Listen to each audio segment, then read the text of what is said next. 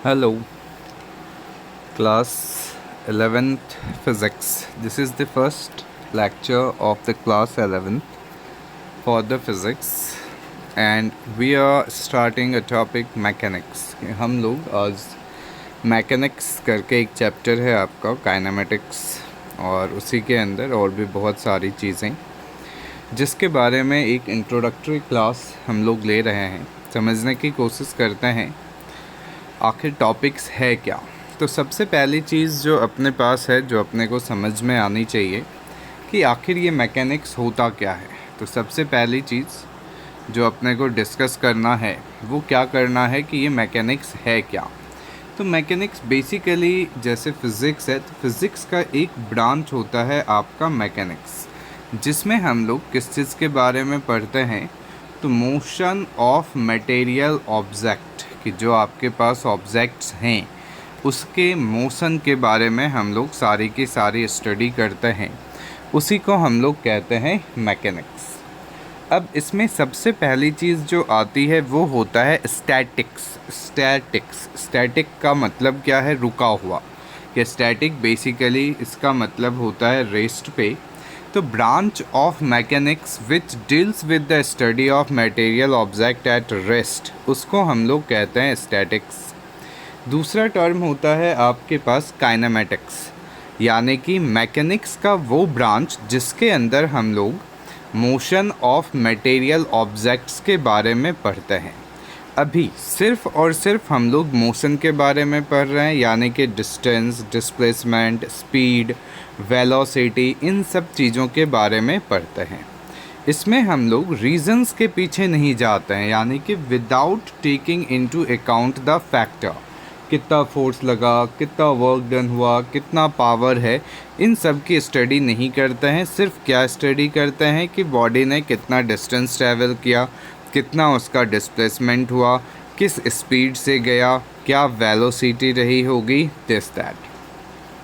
Last जो mechanics का branch है वो है आपका डायनामिक्स। तो डायनामिक्स का मतलब क्या होता है कि जब हम लोग मोशन के बारे में तो पढ़ते ही हैं, लेकिन वो मोशन किस वजह से हो रहा है, यानी फैक्टर्स के बारे में भी पढ़ते हैं, तब उसको हम लोग कहते हैं डायनामिक्स, यानी study of motion of objects taking into account the factors which causes the motion, तो उसको हम लोग कहते हैं डायनामिक्स।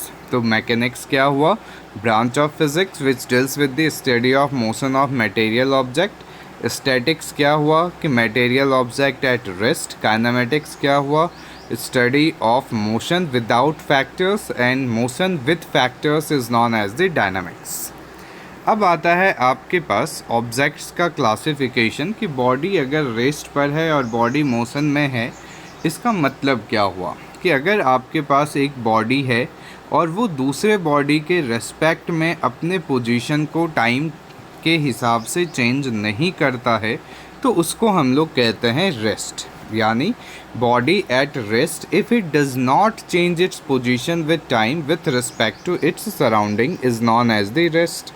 दूसरी चीज़ होती है कि अगर ये बॉडी अपना पोजीशन चेंज कर ले with respect to other object, ठीक है, तो उसको हम लोग कहते हैं मोशन। तो रेस्ट का मतलब क्या हुआ कि body at rest if it does not change its position with time with respect to its surroundings. Motion का मतलब हुआ body at motion if it changes its position with time with respect to its surroundings. अब कहता है, बहुत ही important है ये term समझना आपको, कि रेस्ट और मोशन दोनों रिलेटिव होते हैं। रिलेटिव का मतलब क्या है? अब अगर हम लोग ट्रेन में बैठे हुए हैं, ठीक है, तो ट्रेन में जब हम बैठते हैं तो अपने फेलो पैसेंजर्स के रिस्पेक्ट में तो हम लोग रेस्ट पे हैं, लेकिन जो प्लेटफॉर्म पे बंदा खड़ा है उसके रिस्पेक्ट में हम लोग किस में आ जाते हैं? मोशन में। अब अर्थ जो है, हिमालय है अपने पास, वो रेस्ट पे दिख रहा है सबको, लेकिन उसी हिमालय को अगर स्पेस से देखा जाए, मून पर से देखा जाए, तो जब पूरा अर्थ ही मूव कर रहा है तो हिमालय भी मूव कर रहा है। यानी कि हम लोग कहाँ से ऑब्ज़र्व करते हैं, it decides the body is at rest और बॉडी इज़ इन मोशन। तो ये चीज़ें ज़रूर ध्यान में रखेंगे हम लोग। तो क्या हो गया कि ऑब्जेक्ट इन मोशन क्या होता है और ऑब्जेक्ट इन रेस्ट क्या होता है। अब हम लोग पढ़ेंगे टाइप्स ऑफ मोशन में सबसे पहली चीज़ रेक्टिलिनियर और ट्रांसलेटरी मोशन। अब रेक्टिलिनियर और ट्रांसलेटरी मोशन का मतलब क्या है? तो कहता है जैसे एक बॉडी ए है और वो जा रहा है बॉडी बी के पास और वो स्ट्रेट लाइन में ट्रैवल कर रहा है, बिल्कुल सीधा। यानी हम लोग जब एक्सिस पढ़ते हैं तो 3 एक्सिस होता है, X axis, Y axis, Z axis. कोई बॉडी या तो सिर्फ एक्स एक्सिस पे मूव कर रहा है, या सिर्फ वाई एक्सिस पे मूव कर रहा है, या सिर्फ जेड एक्सिस पे मूव कर रहा है, उस कंडीशन को हम लोग कहते हैं रेक्टिलिनियर मोशन। यानी कि जब पॉइंट मास बॉडी आपकी मूव करती है स्ट्रेट लाइन में तो उसको हम लोग कहते हैं रेक्टिलिनियर मोशन।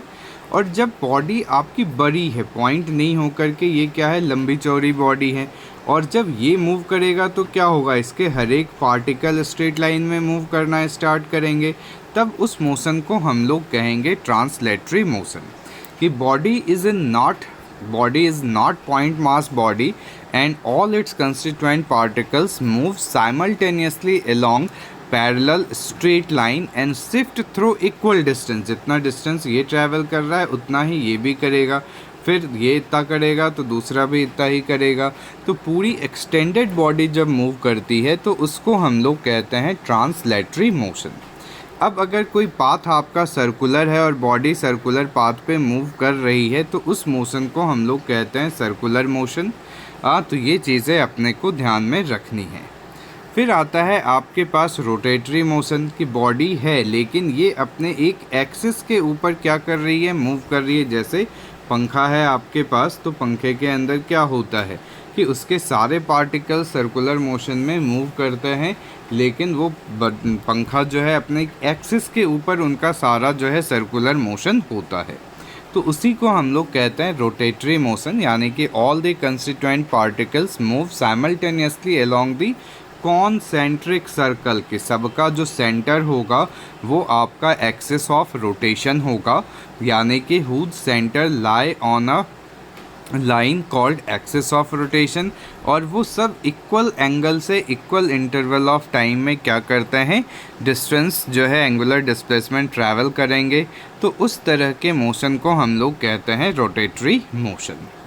अब आता है आपके पास कॉन्सेप्ट, वो आता है ऑसिलेटरी या वाइब्रेटरी मोशन।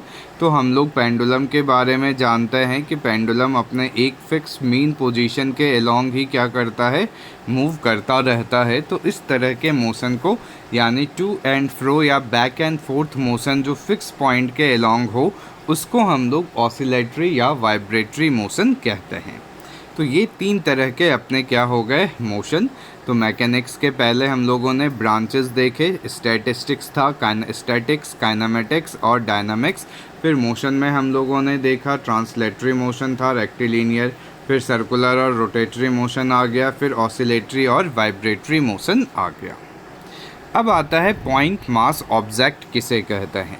तो कहता है कि अगर आपके पास एक बहुत बड़ा डिस्टेंस है और पार्टिकल बहुत छोटा है, तब हम लोग उस पार्टिकल को क्या कंसीडर कर सकते हैं कि भाई इसकी साइज़ जो है काफ़ी कम है, तो it covers the distances much greater than it's on size. उस कंडीशन को हम लोग कहते हैं पॉइंट मास ऑब्जेक्ट।